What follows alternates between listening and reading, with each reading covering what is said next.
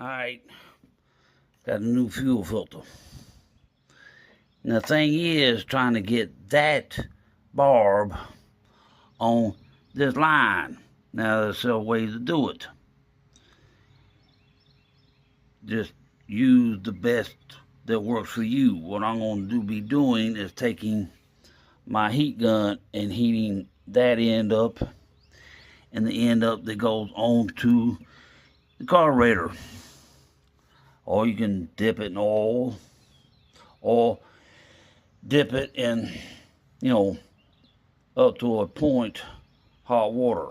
Don't get it too hot. Like I said, boiling hot water, whatever. Just get the end of the line pliable to slip over the barb on the fuel filter and the barb on the carburetor. Yeah, that white barb right there. That's the best way I know how to do it, because otherwise you're going to be struggling trying to get it dry fit. Oh, and when you're storing this line, you got a bunch of it and you're storing it somewhere, keep it somewhere where it stays nice and pliable, because weather will affect it. Even if it's in a barn or your shop, wherever you're keeping it stored, keep it stored where it stays nice and pliable, because once it gets stiff, you got to do something to get it unstiff. Like I said, the fuel line that was on the carburetor itself, as you can tell, it's clogged up.